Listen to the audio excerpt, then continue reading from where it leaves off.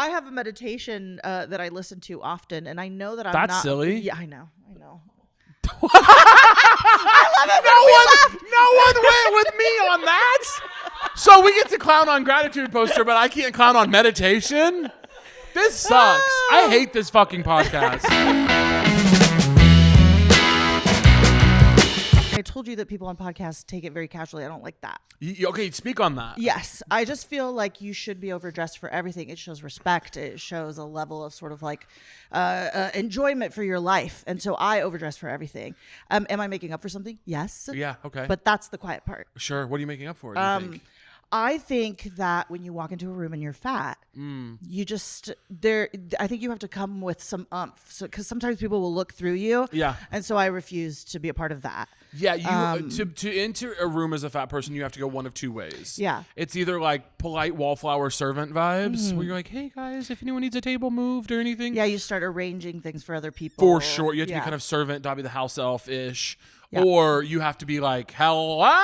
Oh, welcome. Be wearing like clashing patterns and funky glasses. Yeah, tattoos. Yeah, you have to really do it up.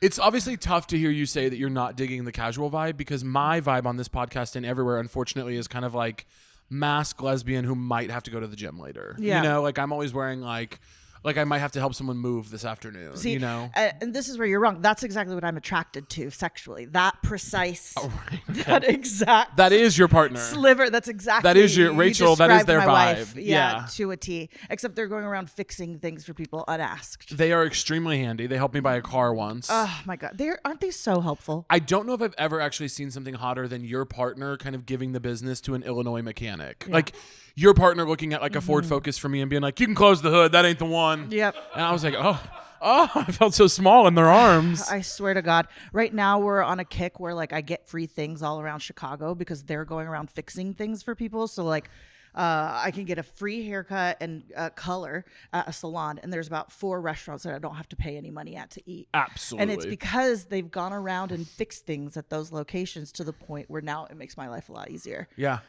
So I guess if the lesson there is be a bad person and marry a good person. You are not a bad person, but you are the ideal trophy wife. Thank you. You show up, look beautiful, do Shiny, nothing. sort of like palatable for all people. You're like, put it on my husband's tab. Yes, exactly right. That's exactly. We have a very like heteronormative relationship in a lot of ways. You do. I didn't mean for that. Yeah. But I'm not embarrassed to say I'm I'm a little bit of a princess. Like, of course. I'm sort of. Do you think you're kind of a princess? Like, what are you in a? You know what's funny is I definitely identify more with the mask person in that setup, but I'm not handy. So I just kind of have a bad attitude. Yeah. I just have a bit of a bad attitude and wear jeans. You know, that's really, I wish I could fix things, but when it's time to fix something, then I'm princess. Yeah. But when it's time to sort of be angry at how long it's taking for us to get a table, that's when I step up. Yeah. When it's time for me to be like, this is fucking insane. You know, that's when I can kind of be the man. Yeah. You're very good at sort of dealing with people, I think. Good and bad. I'm good at dealing with people, and I get what I want. That is one thing about me. I get what I want. I think that is truly our purpose in life. Yeah. I don't know of any other thing that we should be doing except for getting what we want. Getting what we want all the time. Yeah. Now that you and your partner have a beautiful love. One of my, you know, I think everyone who's single for as long as I have been, as God, I could fucking cry. It's actually getting so bleak. But everyone who's been single, you can literally always move in with any of your lesbian pal friends. Like they will literally have you instantaneously. Yeah, but it's not what I want, is it? I know. Sorry, man. I love y'all, but no. But I think everyone who's single has those couples that they hold up, and they, you know, single people know you have those couples in your life that you go, Hoja and Rachel, they've really got it figured out. And not that it's perfect. I don't assume that there's nothing that you've ever had to work through. I know that that's not the case. But I go, Hoja and Rachel, you know, Tom and Nancy, you know, Katie and Pat. And I go, these are my couple goals. And you and Rachel are up there for me. Y'all really love each other good. Well, that's very sweet. I really appreciate that. We've been together 8 years, which blows my fucking mind. Yeah. And I wasn't with anyone for 7 years before I met Rachel. And I was not looking. And then they really sort of parasited me and sort of moved into my home as a good lesbian would do. Yeah. I was going to say 8 years in gay guy is a millennium and 8 years in lesbian is a weekend. I think that's actually correct. Yeah. But I'm trying to think. We started going to couples therapy like this year. Yeah. As you might know, this is the news. I had cancer last year. Yeah. Come on, And, give it up for thank that. you. Give it up for It cells was- mutating in a way they shouldn't. It was in my vagina and really in there. It was really in there. They call it a uterus. And then in that uterus is an endometrium. And this will get back to couples therapy so soon. Of course. But when I Is first... it crazy that when you were saying all that, I wanted to start a pussy cancer chant? No. Like in my brain, when you said, I was like, pussy cancer, pussy cancer, which is obviously not appropriate, right? No. Well, there are support groups online that I think that's exactly... It's like that? Yeah, Okay. it's exactly like that. Okay, so I'm a support group. That's exactly like that. And we started going to therapy. Because I was like, I got into this mode where I was like, I don't think you can take care of me. I don't think you're the right one. And it was like an upheaval of our entire relationship. And then I was like, we have to go to therapy because I need to make sure that you're taking care of yourself and we're taking care of the situation so that I can go fucking deal with this. Yeah. And it's been amazing. I guess couples therapy is good. Yeah. That is what I'm saying. You're pro couples therapy. Pro couples therapy. Our therapist is 22 years old, non-binary, excellent, amazing. I know.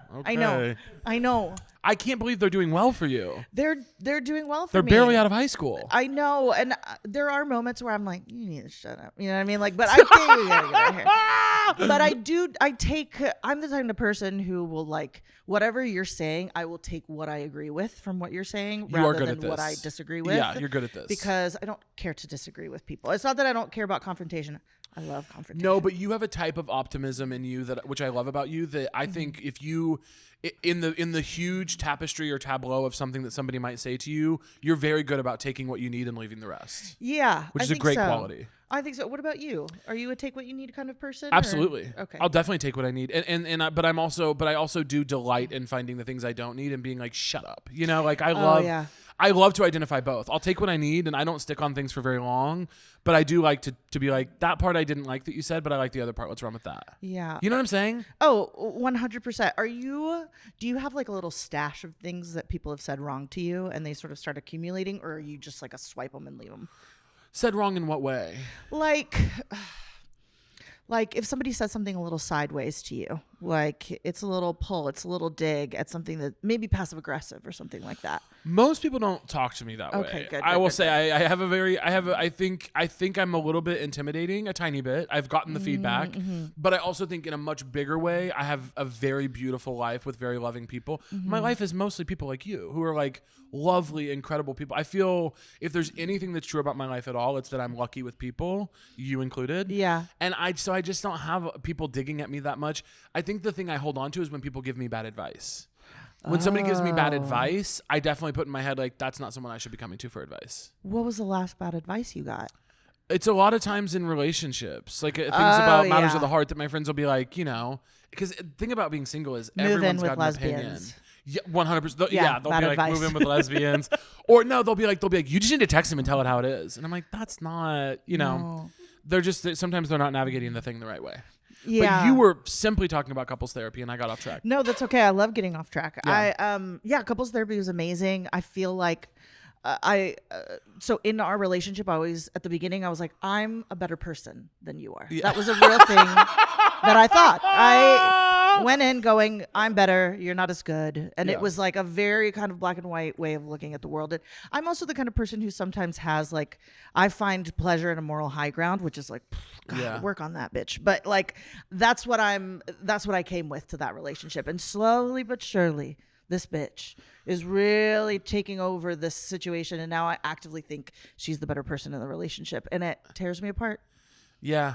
It tears me apart. You think that Rachel lapped you? You're now the worst lapped person. me incredibly. And started going to therapy, went to therapy for like 5 years in a row, really got their shit together, stopped drinking, stopped smoking, is now talking about their feelings, doesn't go into any kind of like, oh, no, just sort of accepts if I come up with a problem or an issue that I have in our relationship and just acquiesces and is like, okay, what's going on? Tell me, how can I make it better? Yeah.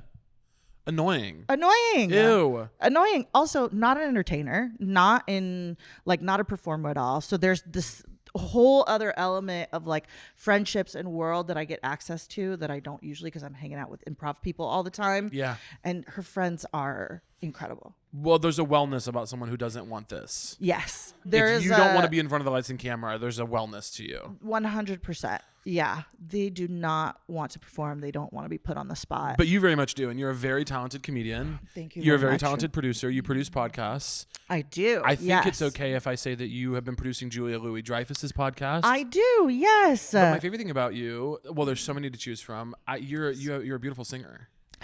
Oh my God, you're a beautiful singer. No, stop. No, you really are. Stop. Stop.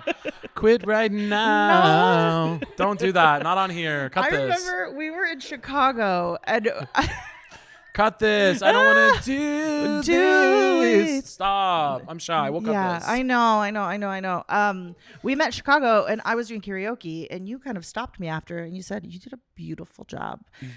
And You are not the only friend I've made this way, by the way. I'm sorry to say, I scam on girls at karaoke. If I see a girl killing it at karaoke, I'm gonna go up to her. Oh, you have to. Yeah, because there's also killing it in a way that's not obnoxious, and that's you. You were killing it in that way. Yeah, I try not to be too hardcore with the karaoke because I think it can be really annoying. It's a little tacky sometimes, but you bring the energy, you bring the excitement, and you were in a bunch of bands when you were in Houston, right? I was in a lot of bands. Oh my God! Shout out to the Houston music scene. Shout out Houston music shout out scene. music- yeah, Shout out music Houston scene. barbecue scene. Oh, honey. Pinkertons. Oh, Bitch. honey. The pit, The honey. Oh bitch. my God. The fucking every single gumbo I had in Houston. It's incredible. The fine men as well. Oh, I okay. got off the plane in Houston. I said, "What are these beautiful men I doing?" love a good old boy. That's do up there. You know you? that whole non-binary thing you talked about earlier, the sort of sliver? Yeah. I've now gone to expand it. I love like a camo, sort of like boot kind of guy in a truck okay. as well. Do you? I hope it's a trans person. Yeah. But if it's not, that's fine as well. Is it? Okay. Yes. No yes. worries. I was thinking more like a gorgeous, like the men I was seeing in Houston were like gorgeous kind of like gorgeous black men in suits. Oh, Like that kind of gorgeous yeah, Houston we men. have those, yeah. But a good old boy in camo and There's something about and a it. Duramax. It feels naughty. It feels wrong. Yeah, it does feel wrong. It feels wrong. He's just a good old boy redneck, and you're his Venezuelan queen. Yes. That's where you're headed with it? I think so. No I think there's some worries. fantasies in there for sure. No absolute worries. I think it's because like when you grow, well, I kind of grew up in Houston, but I'm from Venezuela originally. And when I moved to Houston, I was like, what is going on? Who are the hot people here? And then I figured out those were like the popular guys. So I think I have a bone to pick with popular guys in high school. Yeah, and with any luck, they'll have a bone to pick with you. You know what I'm saying? No, but in all seriousness, you were in a bunch of bands. How did you get into? You were in like 3 or 4 bands. In Yes, Houston. well, I lived with a bunch of boys that were running around nude all the time. It was so Hey. too much. Chance goes too far. Yeah, Chance goes way too far. Chance would have lived with us and been in the band too. Chance would have lived with us. Living with guys who love to be naked was a real treat for me when I was in the closet. Yes. Yeah. That was very special, of course. Thank you guys. Thank you all for your nude sort of services. I would walk into my home and every single one of them would be nude, playing drums and a bass and a guitar. That I can't. I'm actually gonna cry because Yeah. that is actually I dream of that. Yeah, To yeah, come and they were home to beautiful. some naked guys playing instruments. Each one of them was gorgeous. If you guys are the naked band members of Hojas that were naked all the time, feel free to send nudes to the podcast page. We'd love to see them. Yeah, it's James, Joshua Cordova, Casey, Brett. I love you guys. James, out Josh, there. Casey, Brett. All of you guys, beautiful Josh people. Cordova. Yeah, let's get these look names 'em up. down. Yeah. They anyway. were so wonderful. Yeah, I played in a band called Giant Princess. I played in a band called Lim. I played in a band called Young Professionals. Young Professionals is a great band name. Yes, yeah, and it was kind of the time when I started sort of finding my stride and wanting to perform. I didn't start doing comedy at all until I was 27. So I was just all bands, all music until I turned 27. I know that about you because you were doing music and then you got into the improv scene in Houston, and you were doing that for a couple years, I think, before you moved to Chicago. Yeah. Yeah. I moved because I was trying to make the best stuff that I possibly could, but I just couldn't find people around me that wanted to work really hard on stuff. Yeah. And then I moved to Chicago, and it was like one of the bunch. Now everybody wants to work really hard on things and take shit too seriously in Chicago. The nice thing about moving to a scene like Chicago when you're from a smaller scene is there's a lot of development to be done in a smaller scene, but you just need to move somewhere with a high density of tryhards. Yes. You need a high density of creative tryhards who give a fuck. Yes, who giving a fuck is the key to me in that sense. And whenever I'm around people who maybe don't give a fuck, it really turns me off. Yeah. That's my pet peeve. That not asking questions. If people don't ask me questions, I'll murder you to hell. Murder you to hell. Dead to hell. Dead to hell. Ask you questions in every context or certain context specifically? I mean, definitely like new relationships. Like I'm just meeting you. It doesn't matter if it's a date or just new people. I'm like, you got to find something to ask. Like, where are you from? What are you doing? What does your face look like that? Like just anything. Ask any fucking question. Old thing, yeah. I'm also like, I feel like you're the same way where I like to host a conversation oftentimes. Yeah. And I want them to host a little bit. I want to pass back and forth this I would baton. like to be even I have lived in this world long enough to know I'm not probably with most relationships going to get 100% of what I give back, right? But I would love to shoot for 60 or 70%. You're only giving 60 or 70%. No, I'm giving 100, and I would like for people to give me back 60 or 70 minimum. I see. Minimum. And that's what I'm saying. You ask me, if I ask you 10 questions and you ask me like 3, even 4, 5, I'm going, okay, this is effort, you know? Yeah. Because I don't think it's as natural to everyone as it is to you and I to be this way. Do you like introverts? Do you know any? I do know them. And how do you? I don't respect them. This is what. Yes. Yes.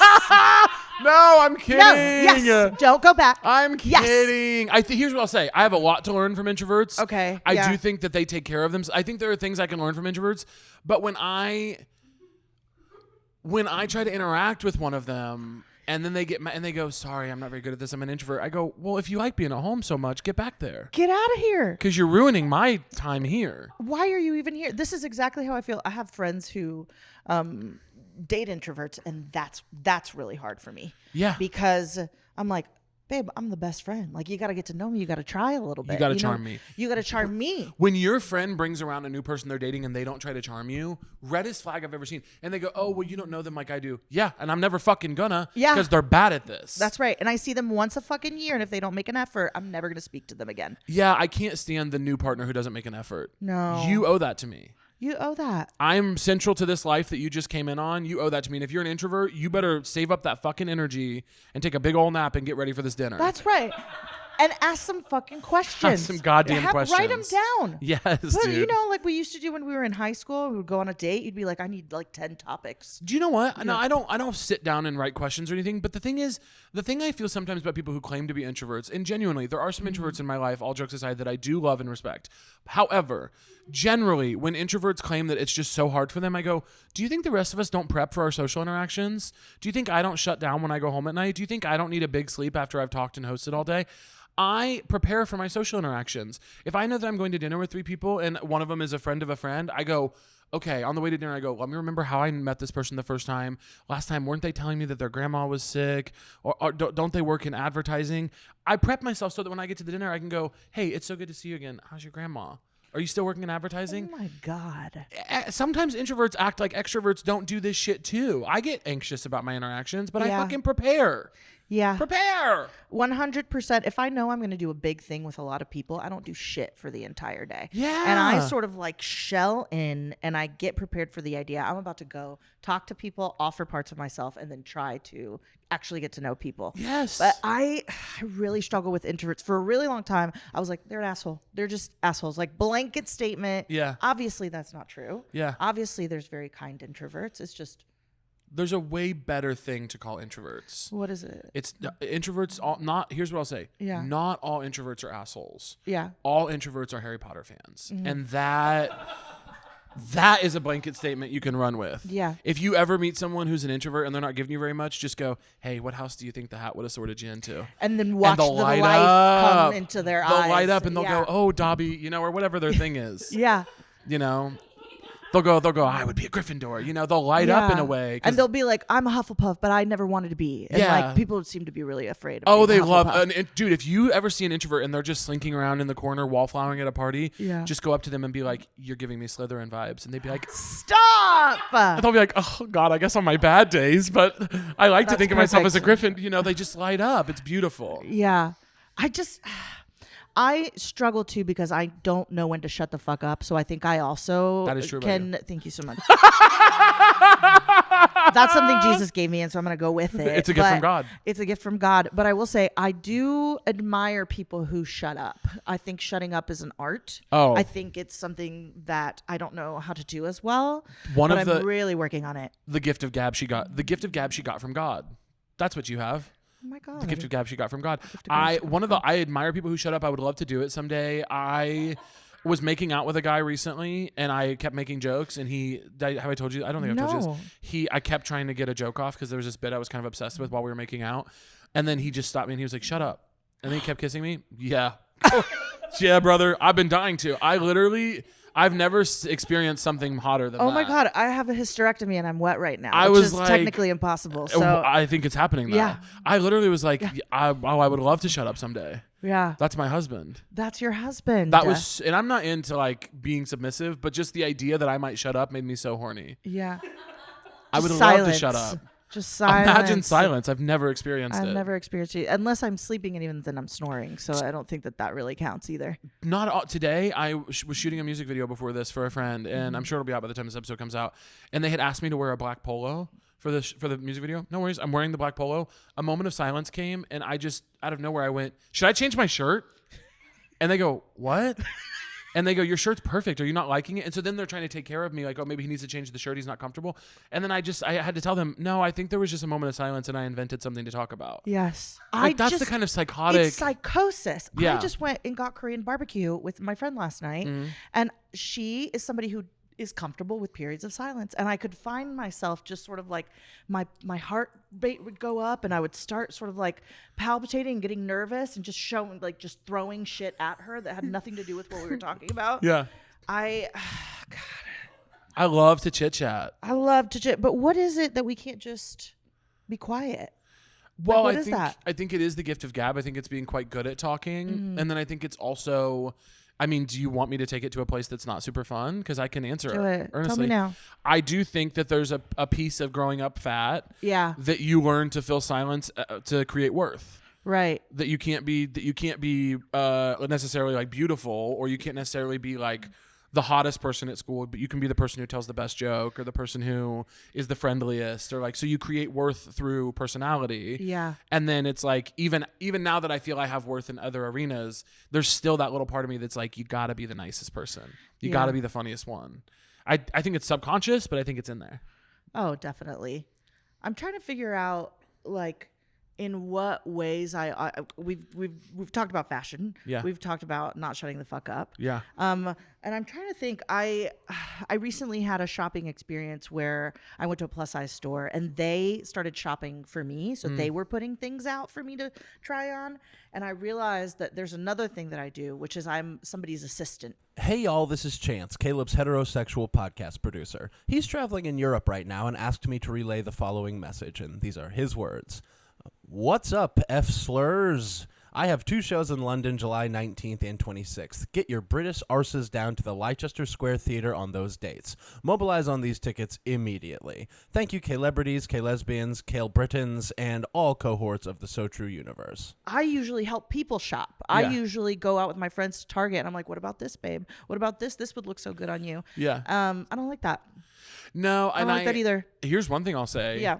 Plus size women, y'all are blessed in the dressing space compared to plus size men. Now you're sorry. you're below straight size women for sure. I get that plus size women have gains to make in the fashion space, but good fucking God, there is nothing cool for fat guys. Because the thing is, you wouldn't know by looking at my fucking outfits, but I have style and taste. Yeah. There's just nothing for me unless you're a feminine fat guy who wants to wear feminine clothes. If I was more gender fluid and was willing to wear like dresses and caftans and stuff, which I think are beautiful, but are not my style, I have a more masculine sense of style.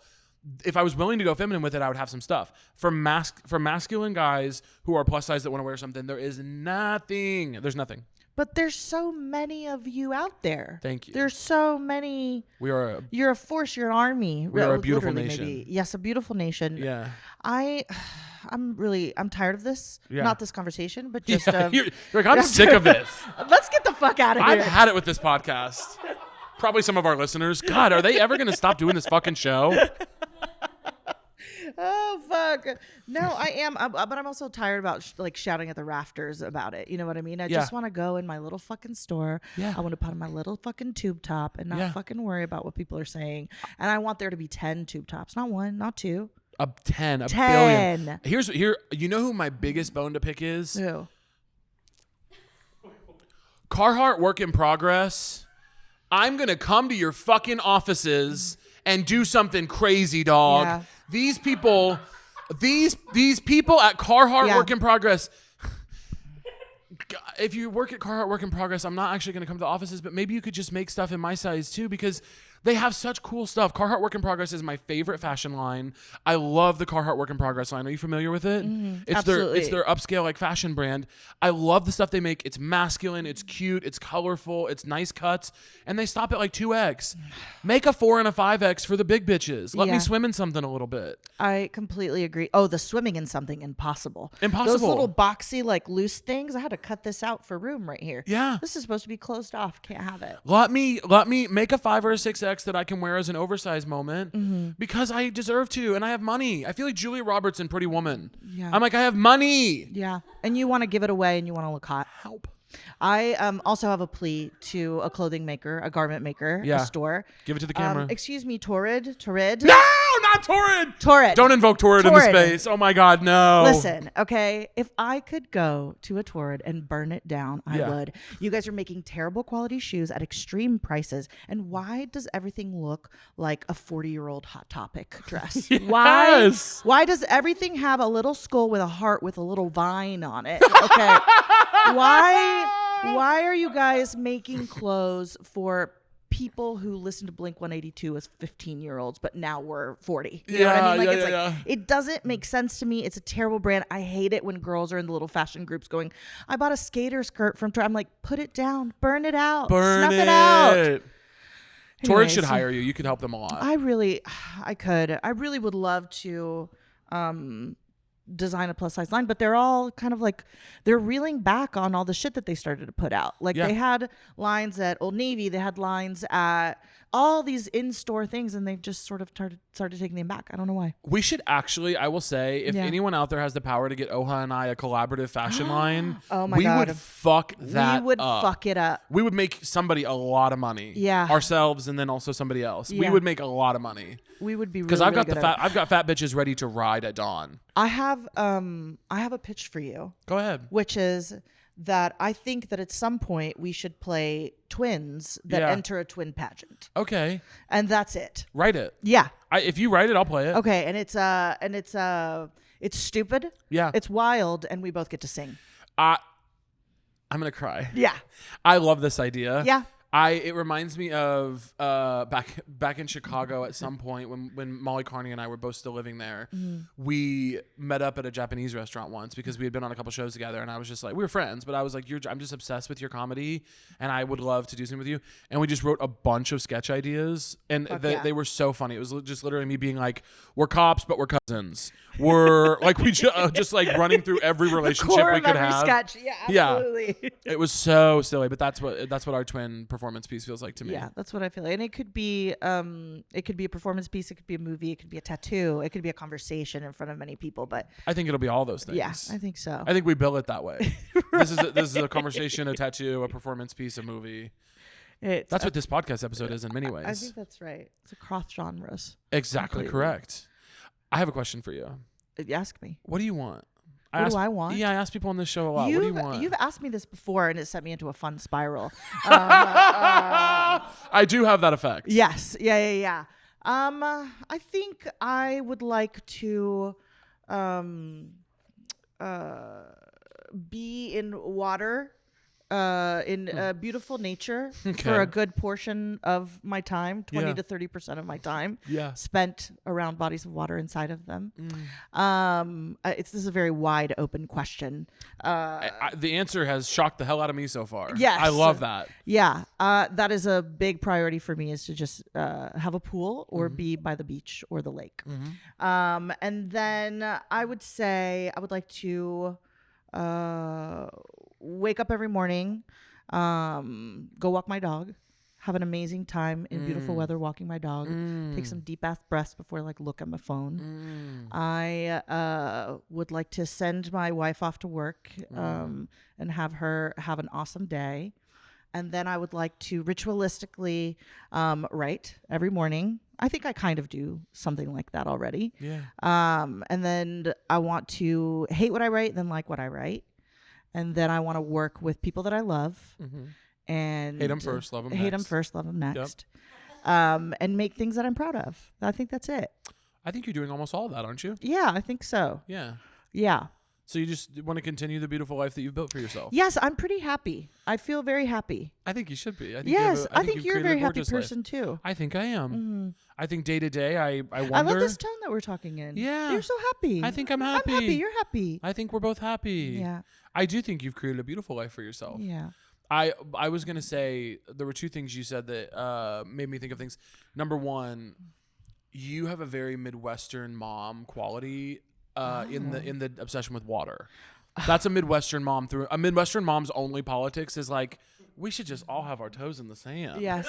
Just take a dip. Why are we not just in the water, y'all? And then I want something that floats my drinks in the water. Yeah, so that's gonna go ahead and be a little thing that goes around and bobs my drinks in it. Yeah, you and my Aunt Gina. Yeah. She just And wants to be in a tube on the river with a cooler floating next to her. That's exactly right. I want to have, those little popsicle stains that you get when you're 12 years old and Yeah. you eat off a paper plate on the side of the pool. Yeah. That's my dream life. Ass in the wall, it's toes in the water, ass in the sand. You know what I'm talking about? No, I'm so sorry. Yeah, you have it's 5 o'clock somewhere energy, Absolutely. redneck yacht club type beat. Yes. You're Midwestern mom coded with the water obsession.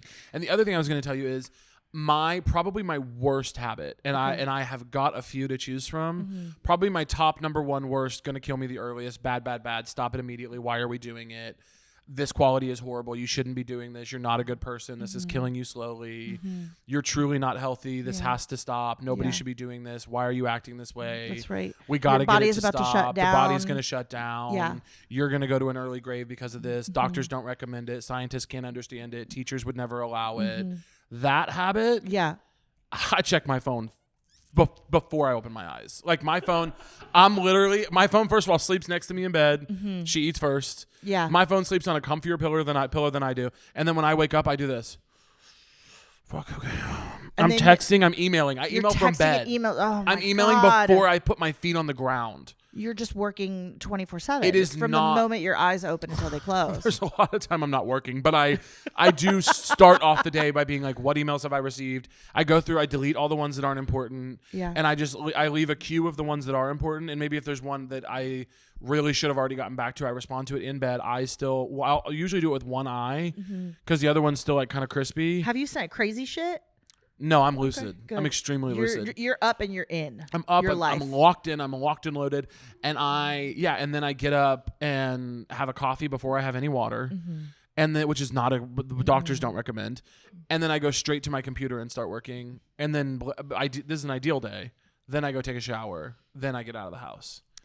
Yeah. It's Not good. The dopamine train that you're fucking on opening that phone at that time. Yeah. I mean, I'm crying because the soldier came back home. I'm then angry because somebody posted something that's fucking anti-trans. And then I'm fucking ecstatic because my friend got engaged. It's I don't control my own emotions. My phone is pumping in emotions that aren't even fucking mine. Yeah. I was I have to stop. And now I've done a fairly good job at not looking at my phone for the first 30 minutes of the day. And I'll tell you what, it's torture. Yeah. Every minute Why of are that you 30 doing seconds, that? I'm going,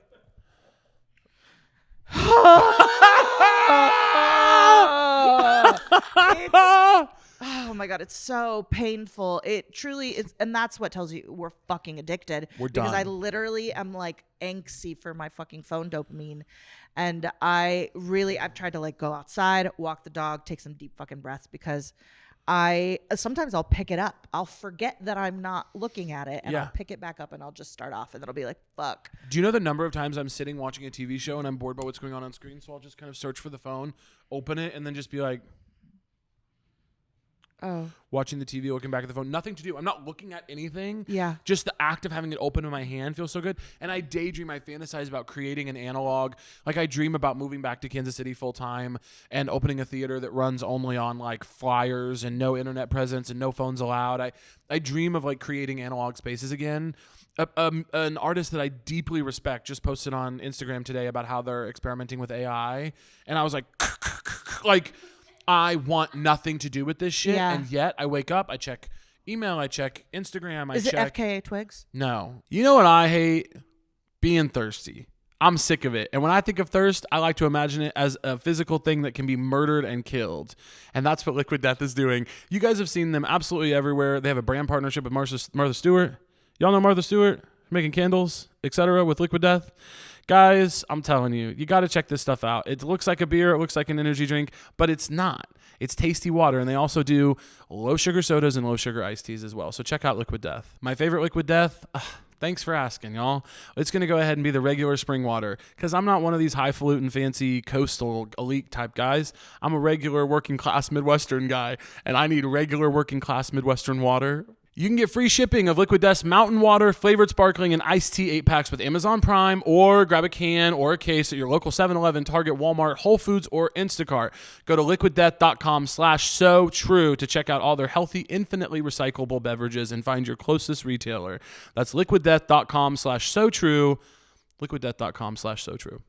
So, cheers. I got a fucking contract in my inbox asking me if I wanted to sell my voice for $70. $70. $70, Caleb. At least they're paying. The big I Hollywood know. studios aren't even going to do that. They wanted to pay me. They were like $70, and they were so casual about it. Yeah. They were like, sign it if you want, if you care to. They're like, And "Hey, I could have, Chica." yeah, just go ahead and sign it. I was like, I'm not fucking giving They're you like, sell us this. your voice for $70 tonight, Queen. Yes. Sell us your voice, Queen.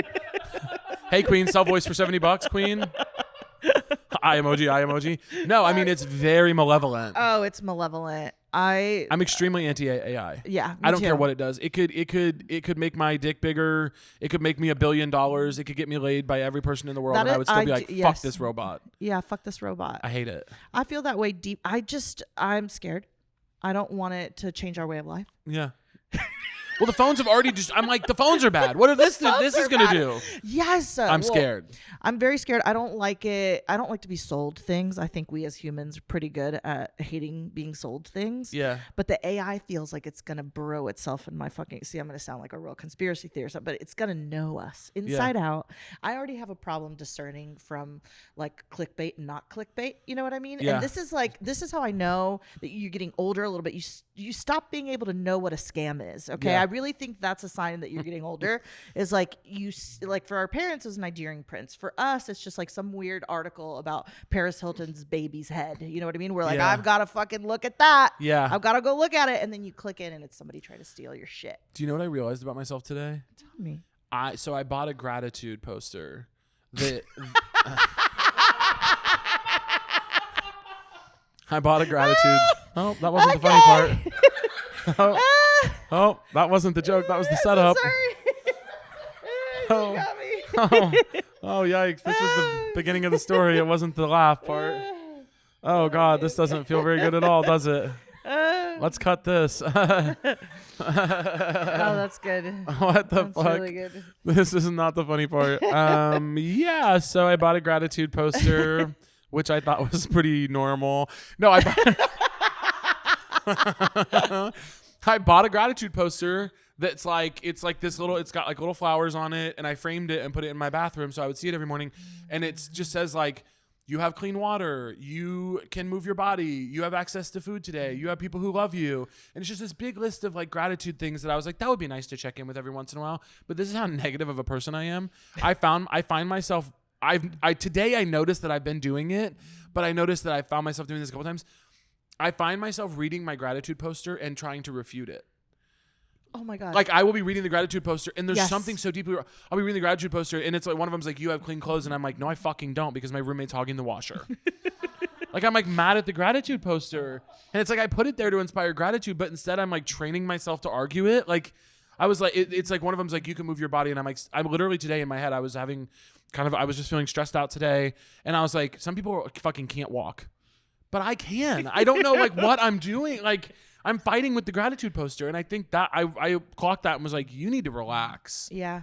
Isn't that crazy? It's completely insane. It's completely insane. First of all, Thank the you. poster is The bananas. poster's not The poster is crazy. absolutely insane. It's The gratitude poster is beautiful. It's wild. The gratitude poster is to buy a gratitude poster is to toss your last penny into a well of hope. It is sort of the death of cynicism, I think, and I love a little cynicism, just a tiny. But you're. Well, it's not doing the it- death of cynicism. I'm accusing the poster of being ableist. I mean, I'm really finding a true. way with the It's true. true. I have a meditation that I listen to often, and I know that I'm That's not silly. Yeah, I know. No one went with me on that. So we get to clown on gratitude poster, but I can't clown on meditation. This sucks. I hate this fucking podcast. This is horrible. Take the fucking the sign down. I'm out of here. What is the meditation? It's body scan for relaxation, and that's how she says it. And there's probably a lot of people who know body scan for relaxation. And this is what I do with body scan for relaxation. She says, imagine that you have nothing else to do. And immediately my mind starts creating a list of every single thing that I have to do that day, tomorrow, the week after. I use it as a kind of trigger, I think, in the same way that you do. Yeah. To create problems in my mind in a moment where I'm supposed to be relaxing and feeling good. Yeah. And I think that's our fucking phone doing that. We No, can't. you think? Yes. Caleb, we can't. Like, I can't focus on one thing for very long. I have to set little timers for myself so that I can write for 20 minutes and then I can go fuck around and look at birds and stuff so they can sit back down. Yeah. My attention span is people who are reading. Bless you. People who are reading. Who's reading? I read. Caleb, see, this is why you're rich. It's because you read. I wouldn't say I'm rich. Oh, stop. Stop. I read. I just read it. But you know what my trick? I have to trick myself. Yeah. Well, first of all, no one ever likes this about me. People hate this about me. People want to kill me for this. About because you read? Not because I read, but because I hate fiction. Fiction annoys me. When anytime someone recommends a book to me and it's like the dragon flies, I'm like, shut up. I like a book that's like The dragonfly girls are reading The Dragons That Fuck right now. they're That's a reading different- Dragons That Fuck. Yeah. I want a book. I want like a book of essays from like I just finished reading a book of essays by George Orwell Oh my god. about like political prisoners, and that to me was very uplifting. I thought this is beautiful. We overcame this. I mean, we're kind of going back, but I thought it was a great book. I loved it. Yeah. Or I love to read a book that's like right now I've been looking for this book called Directing: Aesthetics and Techniques. Wow. And it's going to tell me about like what camera angles I should do when I'm directing stuff. The last book I read, it was about two 17-year-olds who fucked atop a dragon. Okay. And they were 17 on purpose in the book? Yeah. Yeah, they were on purpose. Does that feel weird to you? I guess so. I don't really it's kind of like when you're jerking off, I imagine. Not that I was jerking off. Yeah. I might have jerked off. I You don't were know. stroking it to the book. Yeah, but it's kind of like you just don't really see what's going on until post haste. Yeah. That post clarity. Yeah. Post and then clarity you look hitting at like what a you've semi. done. This podcast, oh, I want to thank you for being here, but this podcast has to end soon. Not our Yeah. episode, but the whole production. Just the whole thing. There's really something about giving a gay guy a microphone and a space. And the more we up the quality, we get the neon, we get the lights better. Everything's improving on the show. The more and more emboldened I become. And it's a filthy little project. Yeah. It's not right. I don't talk about porn very often, so I do think it's in the environment. I've been invited here. You're a product of your environment. Nurture on nature.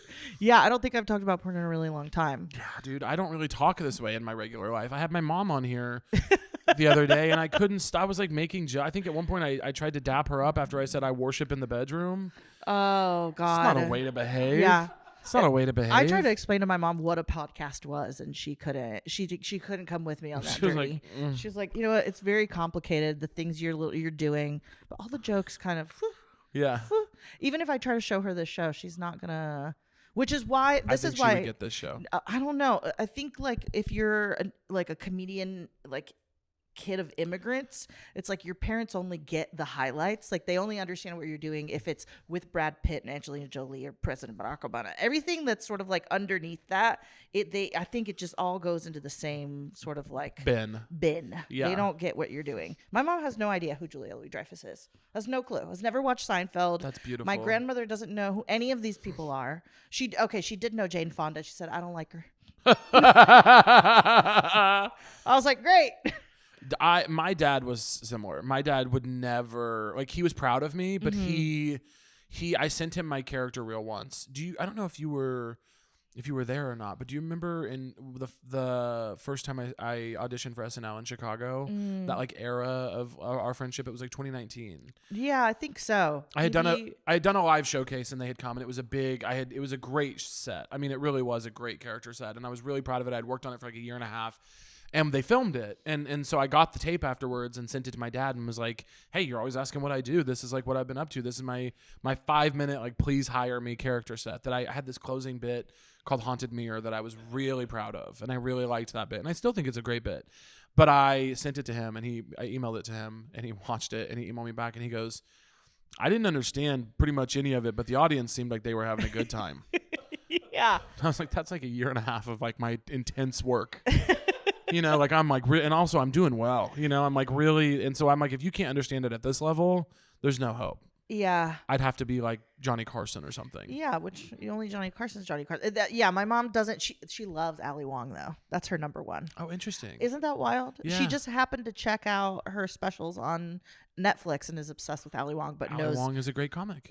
Amazing comic. Yeah. I think it's the motherhood experience that she really sort of like gravitates towards. Yeah. And if they're not moms or don't have like a very specific experience that relates to her, she really does not care very much. Has your mom ever had orcs in a like a garage or like a storage container? Because if so, she might like some of my stuff. I don't know why I'm thinking so hard about this. I literally was like, has she ever been around a container? I was A container. Has she? That's so funny. Do you ever? God, I don't know if my mom is she just got a divorce, and so she's not looking to like get with new people or whatever. Yes, exactly. Queen. I love when a woman gets a divorce. I love divorce. Yes, I love divorce.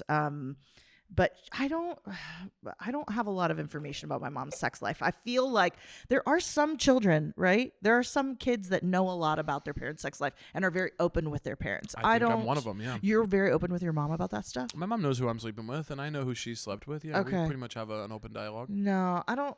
It's also been, with the same person for that long. But I don't think my mom knows fucking anything about I'm not doing who I've dated. play-by-plays. Okay, I'm not being good, like, good. This guy came over and we kissed for a while and then Yeah. we started. I'm like, it's not like that. Do you I'm do just play-by-plays with anyone? I mean, most of my hookups are so. If it's a casual hookup, I'm not calling anyone. And when I was like 19, I would definitely like, call a gay friend and be like, I fucked this guy last night. We did this and this and this. But now it's kind of like I'm like clocking in at the factory. Yeah. I'm like, let's get. I'm like, let's just both get out of here. So no, not a lot of play-by-plays. Sometimes if I have a particularly hot hookup, I'll the next day I'll call a friend and be like, I had some sex last night. Yeah. And it was like this. You tell them play-by-play moment. I'll give a play-by-play. Yeah. Yeah. Sometimes a hookup is just so hot that you have no choice. It's special. It's like my friend one time did crack and I watched her do crack. And and this is gonna make sense in a second, but it's like, you did crack, I gotta talk about it. If it's that crazy and good, I'm gonna repeat what I just saw. And she was mad at me because I was gossiping. I'm like, bitch, you did crack in an alley. That's not gossip. It's a play-by-play of what happened last night. You know what I've always said? If you don't want to be talked about, don't do crack in an alley. That's exactly correct. That's the biggest thing for me. I think so. I think gossip is good and it's healthy. Yeah. And I think that it helps me figure out what behavior I'm okay with, what behavior I'm not okay with. I don't like being mean-spirited. Right. sometimes I could be a little mean-spirited, but one thing that's absolutely undeniably true to me. So true for me on this episode, maybe. My so true for this episode is this. When I do something, it is different than when other people do something. I think when other people gossip, it can be horrendous. catty, I think it rude, can be catty, fucked upsetting. up, petty, upsetting, disgusting, horrible, not acceptable. Not in our higher selves. Not in our higher selves. Yeah. Sort of a lower base quality of That's a human right. being. They go low, we went high. They go You're low, bad, I'm whereas good. I would go high. Yes, boys meet, girls flower. Exactly Yeah. correct. And then when I gossip, it's a powerful tool of communication that is an evolved way of thinking. Yeah. Anything I do is different than when other people do it. And I just feel this way. Yeah. No, I completely agree. I feel the same way about myself. Yeah. And Isn't that beautiful? Cheers. Cheers. Absolutely. To you. To you. To you. No. Hey, and to talking shit on anybody we ever want. I wonder what that'll be for the listeners, fun or bad. Yeah. Probably bad. Probably a little bad. Maybe we'll replace the audio with a little glass clink. Maybe that would be fun. That would be really nice. Oh, wow. What's so true to you? Okay, and I thought about this a little bit, and we talked about it a little bit, but I think, this is my hot take, I think LA loves fat people, actually. Whoa. Yeah. I know. Where? Well, I'll tell you, every time I come to this city, I get gassed up on the streets. People, listen, every time I go to a party, I'm getting gassed up.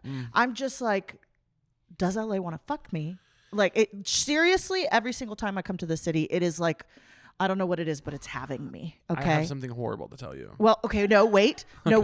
Is it, and this was my thought, is it like when like a black kid or like a redhead go to Korea and Yeah, like when Michael Jackson would go to Asia. correct, and then get people mobbed. would take selfies with them. Yeah. And then I think there's an element of it to that, but that's none of my business. That's not what I was going to tell you. Oh, okay. I have to tell you something that is ultimately such a compliment to you. Yes. But refutes your original point. Oh, no. LA is obsessed with hot people. Oh, And you're like inordinately beautiful. thank you. You are just a beautiful person. Thank you. And that's what's going on there. I see. I don't think it's a love for fat people. Got it. Because I got to say, LA and fat people, I mean, there are people who have tried to kill me.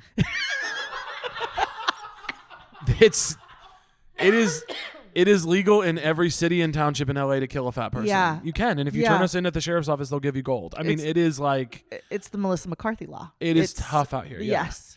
So I don't think it's a love for fat people. I mean, I get hunted. Yeah, I feel, and I feel truly, I'm like, that's none of my business. The reason that you're gassing me up does Yeah. not matter to me. Yeah. It is only if I agree with the reason that you're gassing me up. LA Does loves that make Oha. sense? Yes, maybe that's it. LA loves Oha. Maybe that's it. I think LA loves you, baby. I think everywhere loves you. I think you're a star. Oh my gosh. And you need to come to peace with it eventually. Caleb, that's so sweet. You're having such a nice time in LA. Isn't that interesting? I know. What is that? I've always Yeah. heard that, like, oh, people in LA suck and you can't find real friendships and everybody's talking about business. And it's like, I guess to a certain extent that's been kind of true, but I don't know. I haven't really felt that. I have something unkind to say. Okay. It rarely happens. Look, this rarely happens, but I have something unkind to say. Let's do it. And here's the way that LA got a bad reputation, I think. Okay. There is a small kernel of truth that there are extremely enterprising, career obsessed, nasty, boring people out here. That element does exist. They're all on the west side. And that element is here, and it's a kernel of truth. But what happens is losers from the rest of the country move out here and project all of their hopes and dreams with no talent and no work ethic onto this city. Yeah. And then when it doesn't work out for them because they don't work hard, they're not nice people, and they have no innate talent, they leave here and they go back to wherever they came from and they go, that place is disgusting. Yeah. And the reason they feel that way is because it didn't work out for them here. And so they projected their dreams onto this physical site. And then they have this horror story to tell where it's like, yeah, I mean, you guys know me. I'm so hardworking and nice and talented. If that place were any good, I would have won. And it's like, I think there's a funhouse mirror situation going on where it's like the city seems horrible, but in fact, you just weren't meant to be a series regular on a sitcom. Yeah. And that's not a kind thing to say. No, it's not a kind thing to say, but it needed to be said. But it's how I feel, and I've seen it played out a number of times. And if I have, I don't pick up this microphone lightly. I pick up this microphone knowing that I have a responsibility to tell the truth. The truth. It's podcast is It's called called So True. Yeah. I have to tell the truth on here. Well, thank you for clarifying, I think, because I do like in some ways being naive. I think it works to my advantage in a lot of ways because I don't care if people don't like me or if they think being fat is bad. I don't have a real problem with that. Yeah. And if you're going to compliment me, I'm going to take it at face value. Just as if you're going to be passive aggressive to me, I'm not going to pay attention to the passive part. Yeah. I don't care. You're not going to pick up on passive aggressive. No. Okay. I will say I have seen the comments on this podcast sometime. Yeah. And I was like, okay, these motherfuckers, they're What? mean. Oh, you think the truthers are mean? Where are you reading the comments? It matters. I think TikTok, some of the TikTok. Okay. So, yeah, I want to actually speak on the TikTok comments of this podcast. Yeah.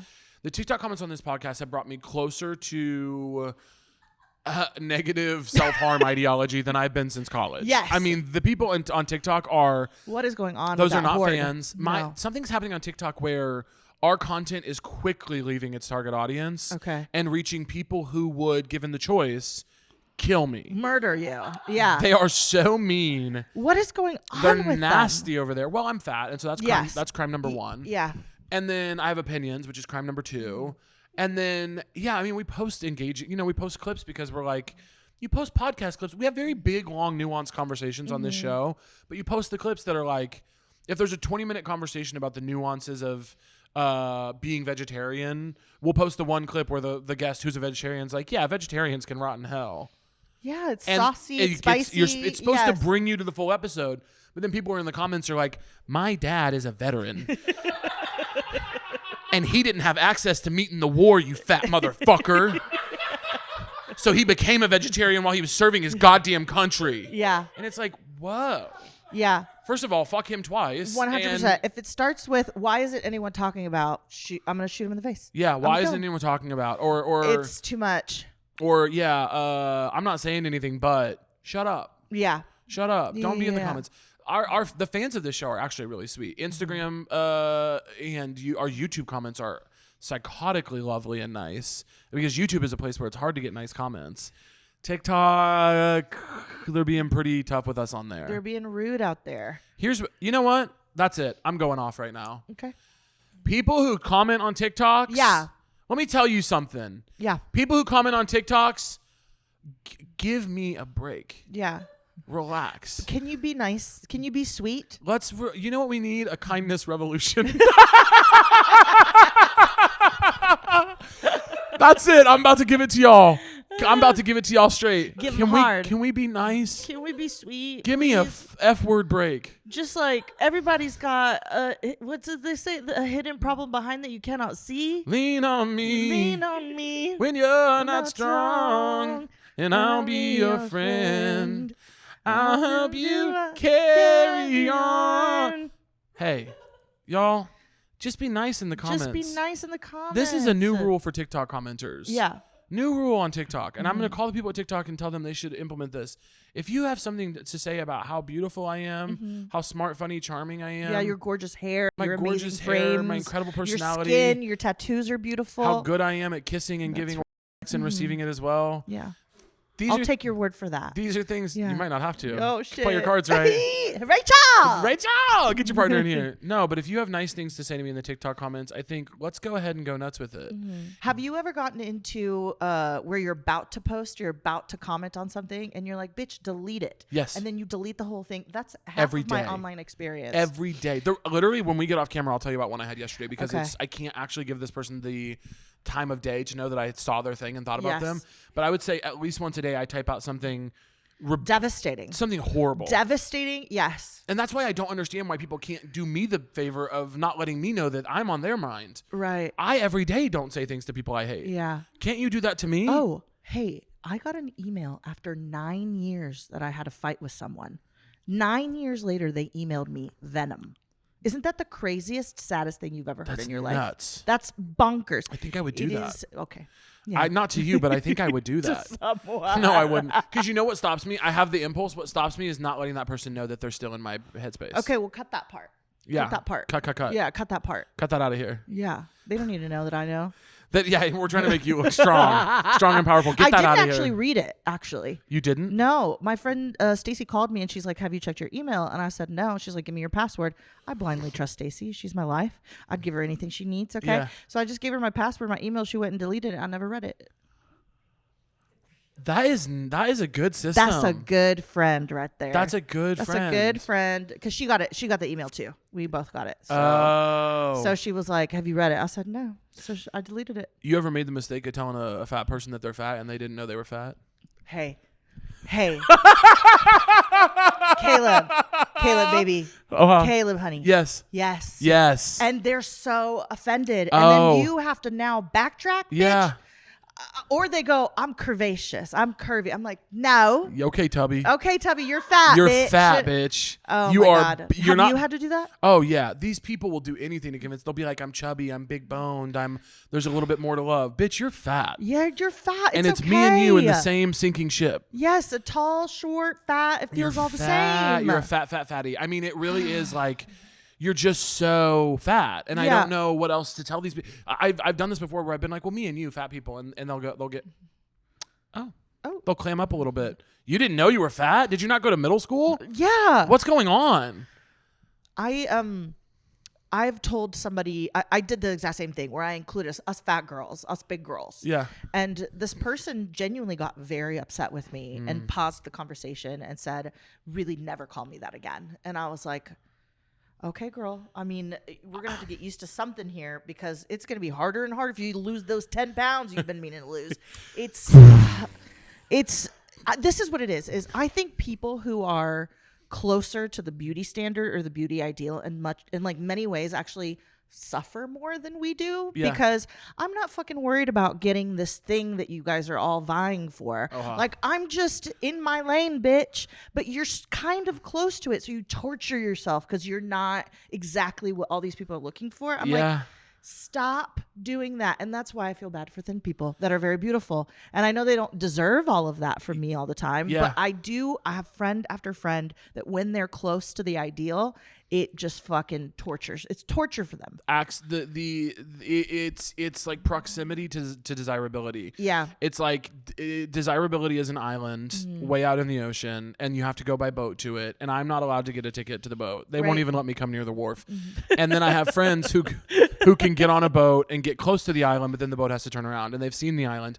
And I have been desired. Yeah. But desirability, capital D, which comes down from society on high, that tells us that fat people, disabled people, dark-skinned people, people with certain types of hair, people of low income status, that capital D desirability that is sent down by society that almost none of us have access to, even though many of us are disillusioned, that desirability, when you have even a little bit of access to it, like if the only thing that's stopping you is being a little bit chubby, you will do absolutely anything to align yourself only with people that are already there. Because you almost think by association you can get there. Honey, it's never happening. It's never happening. Hey, I have a segment for you. Okay, I'm ready. Can you believe it? Oh my God, I'm so ready. This is a true-false segment. Okay. And basically what's going to happen here is I'm going to read you 15 statements that have an objective true or false answer. Okay. And you're going to tell me as quickly as you can if you think they're true or false. Okay. Quickly as you can after each one. I'm ready. And if you get more than 10 or more correct, I'm going to give you $50 US. What? Okay. Who knows what you might do ready. with it. Okay. I don't know why I'm doing this. I'll just look. I don't know why I did that. I was going to do it for effect. Okay, here we go. Walter Cronkite is a fictional character. Oh, true. False. Who's that? The Texas state bird is the northern mockingbird. True. True. Nike is an acronym for Nylon Integrated Kinetic Energy. No. False. Nintendo's Mario has a goatee. False. False, just a mustache. We've only explored about 5% of the oceans on Earth. True. True. The tallest waterfall in the world is in Brazil. False. False, it's in Venezuela. Salto Ángel, baby. Hey, now, fir trees can grow in human lungs. Say that again? Fir trees can grow in human lungs. False. True. The Great Chicago Fire happened in 1871. True. True. Humans can survive without a spleen. True. True. The Los Angeles Rams have never won the Super Bowl. True. False. Katy Perry was originally a Christian singer-songwriter. True. True. Regis Philbin owned the rights to the Beatles' discography. True. False. Michael Jackson. Sharks do not have bones. False. True. John Whitmire is the current mayor of Houston, Texas. Wrong. True. Lake Michigan is the largest Great Lake. True. False. Lake Superior. How many did she get? 8. Oh, baby. You just stay strong and hang in there. You have Okay. worth and value outside Yeah. of that game. It's because I'm ESL. What'd you say? What did you say? Well, I use that as an excuse so I don't feel stupid. What did you say? I didn't hear it. I'm ESL. English is a second language. ESL. Yes. I thought you said it's because I'm me as hell. And I was like, girl, you better work. I was like, I don't know what that means in this context, but work it out. No. Whenever I make a grammatical linguistic error, fail a test, break up with somebody wrong, I just say I'm ESL and I didn't mean to say it that way. I love that. Yeah, it's a really good excuse. When someone corrects, I learned a long time ago that when someone corrects the way I'm pronouncing something, if they knew what I meant anyway, I say caramel, they say caramel to correct me on purpose. You just say linguistic prescriptivism is classist. Oh, absolutely. And put them in their fucking place. Well, I'm going to fuck you up on this one. When you move here as an ESL person, you're very prescriptive about how people speak because you want to adapt. You want to be a part of the group. And that's not right. So I was correcting my friends left and right until That's I not got right. a fucking swift kick in the ass. And they were like, hey, that's just how we talk. They're Okay? like, quit, bitch. Because it was with my black friends. Exactly. Oh, yeah. Your Yes. black friends were like, hey, we like you, but knock it off. You need to knock it the fuck Yeah. off. Oh, God. Yeah. I love that they set you straight. Oh, they set me straight. They said, welcome to America, quit it. Yeah, 100%. That's beautiful. Yeah. And Texas is not the place to be doing stuff like that either. No. Because that is a different English down there. One time, and this is real, I called a study group. I thought, oh no, it's a focus group. Called it a concentration camp.